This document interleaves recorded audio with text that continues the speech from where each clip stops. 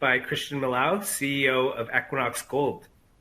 Equinox is a company with an industry-leading growth profile, a pipeline of projects in the path to 1 million ounces, and recently announced a groundbreaking ceremony at Greenstone, Canada's next big project. So definitely an exciting time, and just want to thank you, Christian, for taking the time. No, it's good to be here, Wayne. It's been a while. Yeah, great. Maybe just to kick it off, nice to see you guys trending in the right direction with the operations in a strong month of October. What's been the focus for you as we kind of move through what's expected to be a big quarter in Q4 and maybe into 2022? Yeah, I mean, really at the moment, as you kind of alluded to, we're focused on a couple of development projects and getting Santa Luz completed in Brazil, which, it's getting close to physically complete. I was just actually down there last week, and that's almost done. It's about 100 million in capital. It should pour gold in the first quarter. And then, as you said, we just started the groundbreaking ceremony and got into real construction there at Greenstone in Ontario. And so kind of getting that ramped up. So we're kind of coming down off one and ramping up on the other over the next sort of 3 to 6 months. So it's definitely a busy and exciting time. Yeah, perfect. Maybe at a high level, you guys obviously have a clear mandate from the board in building the company out to be a 1 million ounce plus producer. At a high level, can you just touch on some of the growth projects that you guys are kind of advancing in the pipeline? Yeah, sure. And the way we've looked at it is we've got almost a sequence of projects, and really they're spread amongst our 4 jurisdictions, Ontario and then U.S. and Mexico and Brazil. And number 1, obviously, is Santa Luz, like I mentioned, and so that's today's focus. It's almost done. Number 2 is Greenstone, which really kind of happens on the back of Santa Luz being done. For 2 years, we'll be in construction there. So that in sort of early 24, we're starting to ramp that mine up. And then after that, we've got Castle Mountain in California, which will be the next in the pipeline, and just sort of naturally sequences in after Greenstone. We'll probably be amending that permit over that 2-year period we're constructing Greenstone. And Los Filos is probably the one that, it's a little bit less clear on the timeline at the moment. That's in Mexico. And we've sort of said after the recent instability down there with the communities that, that one, we're not in a rush to build. We want to see that stability come back. And we've got 3 other great projects in the pipeline where we're going to go invest right now and focus on those at the moment. Yeah, that's great, and a lot on the go. Maybe from an operational perspective, obviously you guys had moved through a period of reinvestment this year with a number of capital stripping programs. What are kind of the key initiatives kind of being taken to reduce costs, and how do you see those trending into 2022? Yeah, I mean, this year, as you alluded to, we did make a real concerted effort on a couple of big stripping campaigns, particularly Mesquite and RDM, which had, a reasonable amount of sustaining capital that hit those 2 budgets and did elevate the costs a bit. Inflation is absolutely coming into the pipeline here, and we've seen it in a number of producers last quarter. And I think we're sort of feeling that going into this budget cycle as well, where things like fuel can be up anywhere from 25 to 50%, depending on the country you're involved in. A lot of the reagents and other costs are kind of jumping up at least 10%. And so we're really starting to feel the impacts of that. And something that we've got an opportunity to do going into next year is looking at a sort of company-wide joint purchasing program. And it's something that, as a brand new company, there's really some low-hanging fruit there. We have, not a different supplier at every single mine, but things like cyanide, tires, other inputs that we would be buying are coming from a lot of different places and a lot of different suppliers. And there's some global contracts we'd love to put in place. And when I was at Endeavour Mining, that's something we took advantage of once we got to 4 mines. And it had a real impact. I think during that downturn in the gold price, we were able to cut 10, sometimes 15% of the cost off by going out on a global basis. So we plan to do the same sort of thing here. And we started that initiative. I'd say we're a little bit early in that, and probably 2022 is when we start to achieve some of the results there. That'll help. But we also, being realistic here, and as you saw, the capital on Greenstone's gone up a bit. Our operating costs are struggling to keep that inflation at bay. Foreign exchange does help as well, of course, in the countries we're operating in, where they almost act as somewhat of a natural hedge in Brazil and Canada and Mexico to a lesser degree, maybe.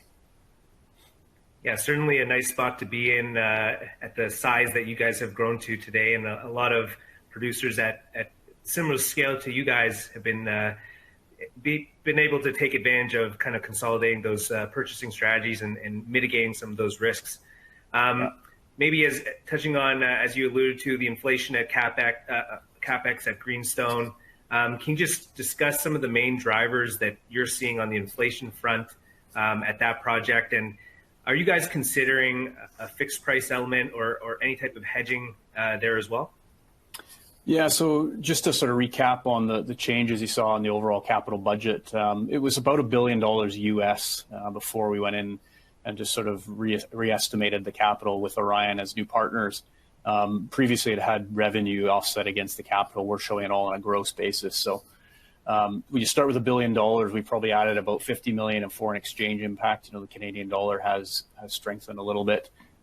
You look at sort of inflation and escalation. I think we've added about $80 million on that front.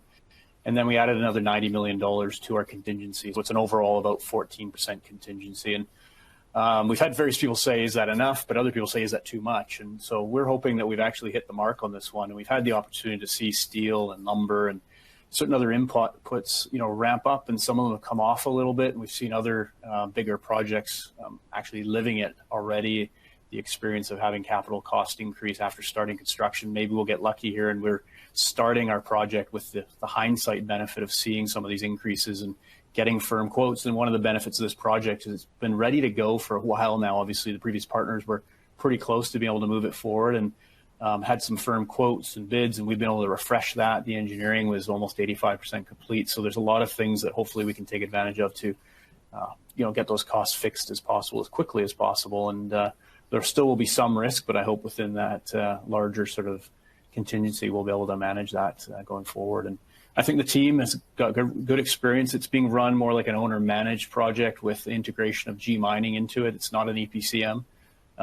We haven't hedged any of the foreign currency. I mean, we do have Canadian dollars that we sit on to fund our 60%, but we'll continue to sort of probably take bites of the Canadian dollar in terms of either hedging or buying Canadian dollars, or if we monetize anything, converting into Canadian dollars to protect that. But I've also, in my history, I've seen hedging can go both ways. So we want to just do it methodically rather than take one big step into it and do it all at one specific time. Yeah, certainly an exciting time for the company, and certainly a project with the scale that others would be quite envious of. Maybe moving on to Los Filos, you know, you had kind of touched on it earlier. Can you kind of comment on the community relationships there? And, you know, given the success that you've had at Greenstone, are there any lessons that you can kind of port over in building out the relationships in Mexico? Yeah, well, I guess at Greenstone, one of the advantages is obviously it's a brand new project. Relationships are new. We're able to establish them. And I think the team locally who's taken the lead on that has done a really good job. And I was really pleased at the opening ceremony with all the remarks from all the stakeholders locally and the support for this mine. And then, unfortunately, in Mexico, I guess we've taken over a situation that had some history of some challenges during previous ownership. And we've now been able to go down and visit, but we haven't really been able to spend a lot of time down there because of COVID and, you know, the environment. I'd say I think Mexico's gone to all green code now, which means people can move around a bit more and actually get back to normal work. And I'd say the case levels are way down versus where they were. So now we're starting to see a bit more movement in and out of the region there. We've been able to get in there a bit more. And we just have to rebuild those relationships, stability. It's a mine that had a history of challenges with the community. And with the investments that we've indicated we were putting in through opening up a new underground and open pit, local communities want as much of the economics and as possible through either contracts, jobs, or whatever. And for us, the real challenge is to balance it between the three communities that are actually vocal and local there. And you know, we can't allocate all those economics or everything to one community. We're trying to balance between the three of them, and they have different levels of sophistication with mining, and it's quite a process. And we were able to actually talk to all three together recently, and I hope that, you know, there's a greater understanding of the challenges that we face to make sure that we can balance it, because our goal is to hire local and employ as many people there and have the economic benefits stay in the region. It just makes a ton of sense for the mine, and we just have to get onto a partnership stability basis with the local communities. And, you know, it'll take time and effort, and these things don't get repaired overnight. So, you know, we're prepared for, you know, a year or two of working together on that. Yeah, and certainly an attractive project that everyone wants to kind of be a part of. Maybe kind of just touching on, or maybe you'd already kind of alluded to the upcoming feasibility study and potential expansion there, kind of balancing and keeping in mind those relationships, how are you kind of thinking about the timing of that expansion, and what do you need to see in being able to be comfortable in moving that forward? Yeah, I wish it was black and white in terms of what we needed to see, but we need an extended period of working together in partnership and stability, and really feeling that they're behind us here, because honestly, we've got lots of other capital needs and places we can invest it, and if it's better spent and a better return in Ontario with a world-class asset like Greenstone, that's where we're going to put the money right now, and we'll move on to the next probably best asset in the portfolio, which is probably Castle if we need to afterwards. And so for this one, we'll get the study done. There's no urgency to getting it done at this stage, just because we've said, there's no rush to getting the CIL built. And we've said, we'll postpone that until there's stability. There isn't a clear line when we'll say we've got stability. I think it'll be a bit more, much more touchy-feely than a bright line test here. But it will be, periods of time, of quarters of working together with stable relationships. And that cost base of that mine is higher at the moment, and it's not just due to the community situation. This is transitioning to other deposits, and it hasn't got the grade and the cost benefits that it did when it started up under Goldcorp, and it had a greater contribution margin. Where right now it's a little tighter, and so we've got to work with our communities and have them also understand that. And I think it'll take a bit of time. So there is no bright line test there. Yep, and definitely no shortage of opportunities for you and your team to kind of move forward with. Maybe looking the message. You're right, Wayne. It's absolutely been the message. We'll go and focus the attention elsewhere if need be for now. Yeah, certainly. Maybe moving on to Mesquite. I mean, this is an asset that you bought a few years ago and have been able to kind of continue to extend out the mine life. How are you kind of thinking about the future here? And kind of the additional near mine exploration potential, and where do you see the opportunities over the coming years? Yeah, Mesquite, I guess we bought it three years ago probably now, and it's had a 3-year mine life, I think, at that time. It's still got about a 3-year mine life, and we do see potential to add tons to the actual resource and then reserve. And it's a mine that's, later in its life, it's low grade, but it seems to just keep contributing because it's got a lot of that infrastructure there, and it's got a pretty good understanding now of the deposit. And there's definitely lots more in terms of the low grade halo around these resource and reserve pits, and we'll continue to try and drill away at that and add incrementally. You may not see, adding multiple years from each of those sort of drill campaigns, but I think we'll keep nipping away at it on the edges. And then on the other side of it too is, as we further move towards the east, they stopped originally mining right along the edge of the highway, which they'd moved once, and it looks like there's been some good drill holes right at the edge of the highway, and then we think the ore body extends to the east underneath the highway. So long term, we see that as potential to be sort of the next mine in that sort of belt there that is within hauling distance of our current operation. Yeah, and certainly something where you guys have been putting more capital into and seeing the mine life extend out, and has synergies with Castle Mountain as well. So definitely nice to see. Maybe moving on to Brazil, maybe just touching on Santa Luz. You guys are kind of coming up on first gold pour here. Maybe if you could just give us any color on how that project has been ramping up, and how you see it evolving as you move to first gold here pretty shortly.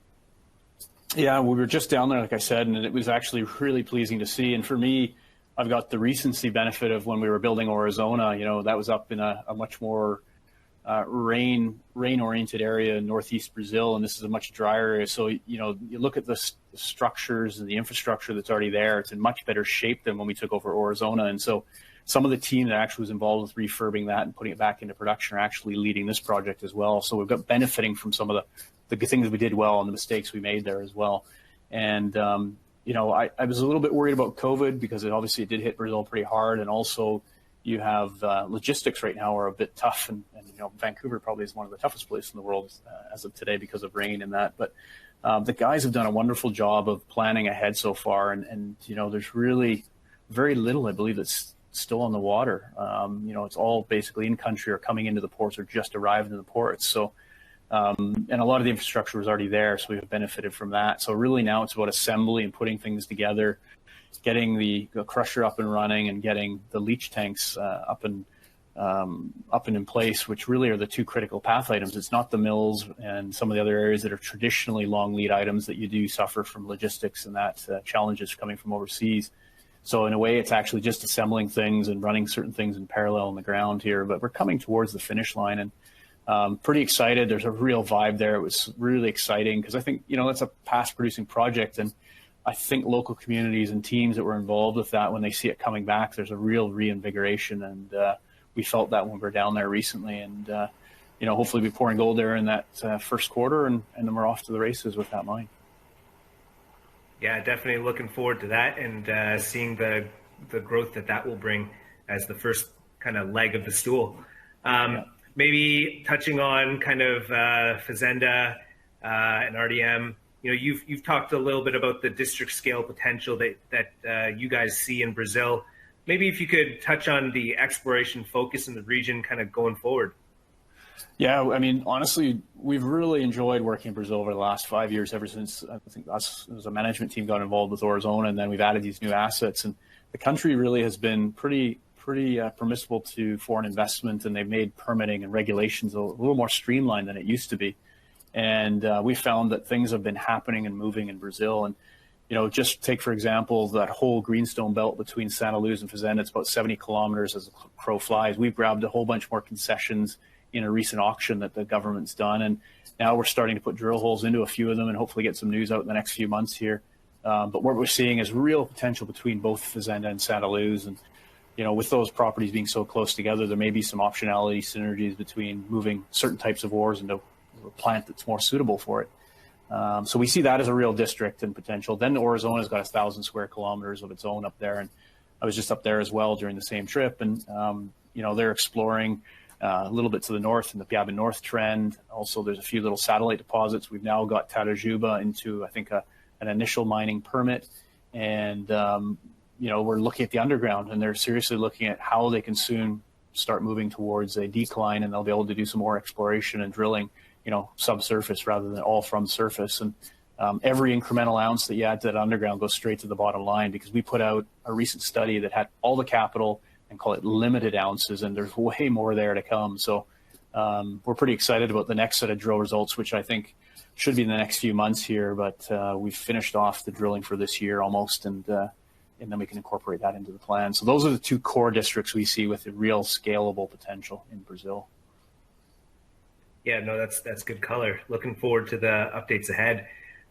Maybe on the corporate side, I mean, I guess I'll start first with M&A, obviously a big topic of late, and obviously Equinox has been a very active in that space, and probably at what you would think is kind of more at the bottom of the cycle kind of transactions. Is that still a consideration for you these days, or are you kind of comfortable with what's in the organic pipeline relative to external opportunities? Yeah, I'd say we're more focused on that internal growth pipeline, because really the last 3 years have been focused on the M&A piece to it and aggregating assets when the gold price was a bit lower and we felt that the valuations were a bit more attractive. And I think now it's about executing on what we do have, maybe, selling one or two small assets along the way in due course, but really focusing the portfolio, building the bigger, call it longer life, higher quality assets. And, I think that's what we'll keep our minds focused on. But I actually enjoy seeing a few of these transactions happen. That shows there's a bit of interest coming back into gold. Gold's still a decent price. Everyone's making pretty good money at these levels. And, I look at that Pretium transaction recently. I think it sold for 2 or 5 billion. I can't remember the number, Canadian. And you look at, we have Greenstone sitting there on our balance sheet. And I don't know what you guys are valuing it at, but it's certainly not at 3.2 right now. So we really got the challenge now to go and execute, build that mine over the next 2 years and make it into that multi-billion-dollar asset, which we think it will be. And we felt that when we acquired it, we got it for less than 200 or 300 million for our 60% stake. So we think that's going to be a heck of a great asset when it's up and running. And I know people can't wait to see it finished and de-risked in terms of construction here, but 2 years will go by very quickly. Yeah, and certainly a lot of companies are looking to their portfolios and looking for growth, and you guys kind of have that already there. So maybe kind of on a related note, on the valuation for your company, you've lagged a little bit versus the peers, despite having that kind of industry-leading growth profile. What do you kind of attribute that to, and what do you think the market is really missing here? Yeah, I think it's been a long time since growth has been in fashion or vogue or attractive in our space. Everyone's been looking for yield and cash flow and balance sheet discipline, and I completely understand that after the last cycle. But ours is a depleting sector overall, and if you don't have growth, then you're basically depleting. So I think growth will come back. It tends to come back when there's wind behind the sails in our sector, and the cycle is more uptrending, which it feels like there's a bit of wind in it right now with the inflation trends and all that talk. But we wanted to be ahead of that, so we put the growth together when it probably wasn't a good buzzword in a sense. You know, a lot of people are looking for that yield and cash flow. So I think we were always fighting that trend early days. And, you know, we look at the next 2 years or so as still trying to de-risk the portfolio, get things built. And I've had a few funds say to us, you know, look, I might want to wait till I see you de-risk it. And we see the cash flow visibility is more in the near term rather than call it 2 years down the road. But, you know, hopefully by then the valuation gap will have closed and it'll be too late. But that's the work we got to do, is barely just close that value gap and execute. Yeah, no, a lot of focus on cash flow, but you guys are also sitting on a fairly large cash position, you know, 200 million undrawn, 400 million in investments. How are you kind of thinking about the funding capacity in financing, you know, all the growth projects here?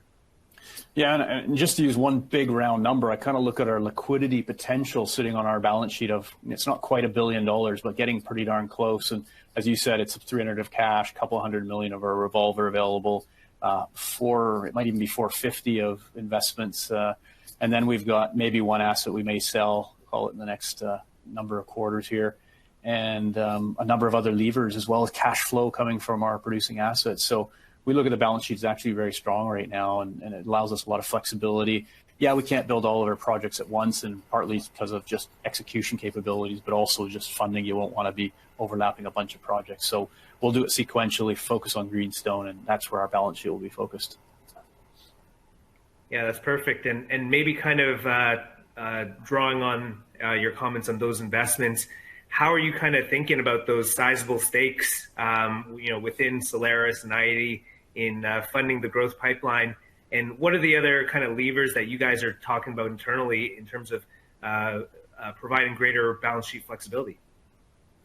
Yeah, I guess, I mean, we love those investments. I mean, Solaris has gone from a, $30-40 million value up to over $1 billion, obviously with Richard and Dan doing a great job of finally taking it back to the market. And, you know, we have a multi-$100 million stake in that. I guess our view is that one day probably a major copper company will own that. So we're sort of there to support, and we'd love to see that realized in some point, because copper's not our core business, but there's no rush in that in terms of any kind of monetization there. And then also on the i-80 side, you know, they've got a nice plan after they pulled off that recent deal. You know, Ewan's really been a great aggregator of assets. And, you know, I think he sees visibility towards, you know, maybe it's 300,000 plus ounces of annual production. So owning 25 or 30% of that is actually kind of interesting strategically to us. So we want to support them. We've financed them on the last 2 rounds of financing, or maybe 3. And so we want to keep supporting them on that right now. So that's got a little bit more strategic focus for us. And outside of that, we've got, you know, a portfolio of assets in Red Lake. We need to assess those and see whether we should be taking them forward, whether they should be on their own, like we did with i-80 and the Solaris spinouts. We've got actually a small portfolio of royalties as well that we're sort of gathering, which, you know, maybe at some point won't be ours. But for now, I think we just want to take our time with all these things, because there's no urgency or rush for that cash, and we want to make sure we maximize any value if we ever do monetize. But it does leave us a lot of levers and opportunity. Yeah, definitely a lot of things in the portfolio that probably the market isn't attributing value to, or full value to. Yeah. Maybe turning to the ESG front, obviously a lot of stuff on the go. You guys have some very ambitious plans, and you know, the challenge of integrating, you know, multiple assets within the portfolio. Can you kind of outline some of the initiatives that you guys are taking on that front in getting to, you know, towards being one of the leaders in the space?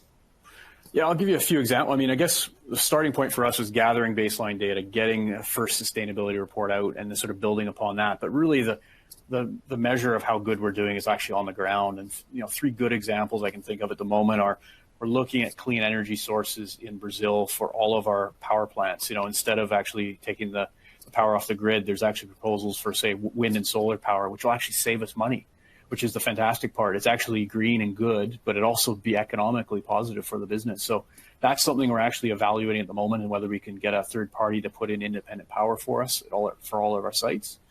The other things are, we're looking at sort of water across our system, because some places we have too much water, some places we don't have enough. So places like Arizona and Mexico, we're actually putting in water treatment plants and helping local communities.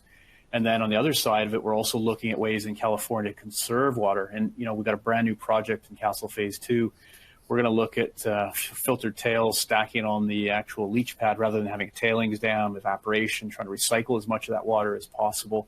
Building it into our project and our DNA of building the business. And, the longer term initiative, which is a little bit early, but, of course, across our industry, probably the largest emissions contributor is the diesel trucks. And so I think you're going to see, as Cat and Komatsu and others start to find a way to work with the big players who will probably be the leaders in the sector, we are certainly keen to follow very quickly and look at opportunities to cut our emissions there from diesel trucks as well. Yeah, that's all very interesting, and a lot of stuff going on across the platform.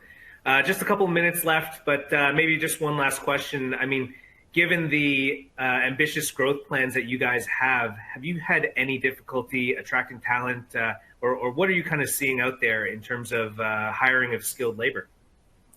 There's definitely a pickup of, I'd say, churn in certain areas and regions and stuff. But one thing, just a good anecdote, was I think we announced the groundbreaking for Greenstone, was it 2 or 3 weeks ago now? And after that announcement, we had a groundswell of actual people coming to us, and the team said, one of the key things we've got to do is find good people. And once you make that announcement, that commitment to building a project, I think you start to see talent being attracted to us. And I hope that our story is seen as actually a little bit new and fresh and a growth-oriented company that's exciting. Ross Beatty's an amazing character to work with, who's built lots of great companies over the years and backs it personally, and is a real, I'd say, legend in our sector. And the chance to work with him, I think, is attractive as well. And this is his last major board and public company he's actually actively engaged in on a very regular basis. And so I think there's a lot of reasons to be hopefully attracted to Equinox at the moment, and lots of opportunity to grow in terms of career development as well. So far it's been pretty good. Yeah, certainly an exciting time in the gold space, an exciting time for Equinox, and looking forward to all the updates ahead. Christian, I just want to thank you again for taking the time and joining us here at our conference, and best of luck with all the growth projects in the future. Great. Thanks, Wayne. Pleased to be here.